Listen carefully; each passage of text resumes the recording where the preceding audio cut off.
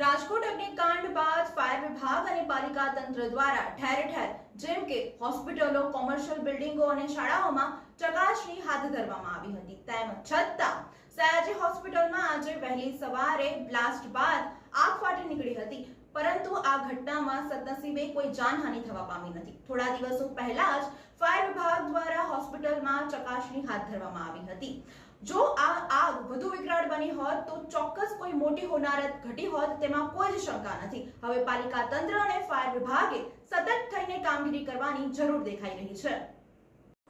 વડોદરાની એસએસજી હોસ્પિટલમાં ઈએનટી વિભાગમાં આગ લાગ્યાની ઘટના સામે આવી છે. ઓપરેશન થિયેટરમાં બ્લાસ્ટ બાદ આગ લાગી હોય તેવું જાણવા મળી રહ્યું છે. આગ પર હાલ કાબુ મેળવી લેવામાં આવ્યો છે. શોર્ટ સર્કિટના કારણે આગ લાગી હોવાનું પ્રાથમિક માહિતી અનુસાર જાણવા મળી રહ્યું છે. પણ ત્યારે હવે આ ઘટના અંગે સવાલો ઉઠી રહ્યા છે.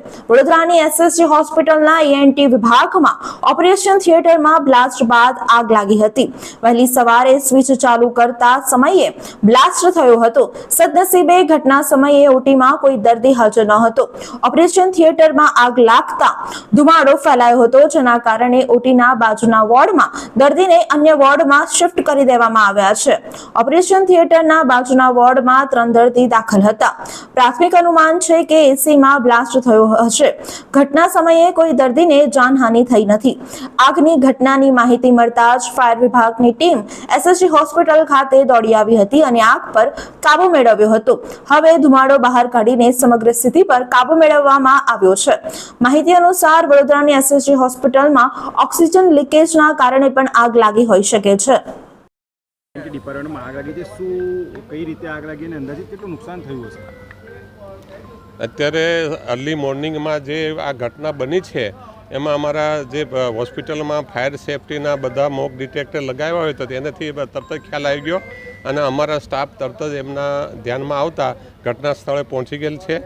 એમાં ફાયર સેફટી ઓફિસરો, ફાયરમેન હોય અને જે ઇક્વિપમેન્ટ અમારી પાસે બધા ફાયર સેફટીના ઉપલબ્ધ છે એની સાથે પહોંચી ગયેલા અને ધુમાડો નીકળેલો ત્યાં આગ ન લાગે થાય અને પ્રસરે નહીં એના માટે એ લોકોએ બધા નિયંત્રણના પગલાં લઈ લીધેલા છે અને ત્યાં કોઈ બહુ જાનહાનિ કે બહુ મોટું નુકસાન થયેલું નથી.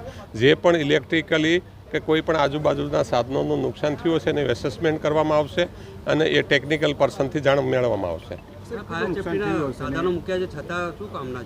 નહીં, ફાયર સેફટીના સાધનો મૂક્યા છે એટલે જેવી ખબર પડે તરત જ આપણે કાબૂમાં લઈ કે આગ તો લાગી જ નથી એટલે તો કાબુ લઈ શકીએ ને આપણે. સર, ફાયર જે પાણીનું પ્રેશર આવતું હતું એ નહોતું મળ્યું? ના, અહીંયા પાણીના પ્રેશરનો પ્રશ્ન એટલા માટે નથી આવતો કે હજુ તો ધુમાડા નીકળ્યા હતા ને તરત જ એ લોકોએ ફાયર સેફટીના સાધનો અને ફાયરમેન અને ફાયર ઓફિસરો પહોંચી અને અન્ય સ્ટાફ પણ પહોંચી અને કામ. આગ લાગી એટલી મોટી નથી, પણ કદાચ મોટી આગ લાગી હોત અને પાણીના પ્રેશરની જરૂર પડી હોત તો? ના, એ જે કામગીરી કરવાની છે એ કાર્યવાહીમાં છે અને થોડા દિવસમાં પૂર્ણ થઈ જશે. કેટલા વાગે આગ લાગી છે? અર્લી મોર્નિંગમાં લાગેલી. એ બધા જ તંત્રના ધ્યાન પર છે ને એ પ્રમાણે એ લોકોએ આદેશો પણ આપેલ છે. એટલે ત્યાં જે ટેકનિકલ સ્ટાફને જરૂરત હોય તે ઘટના સ્થળે ટેકનિકલ સ્ટાફ જાય અને એની કાર્યવાહી કરે. Thank you.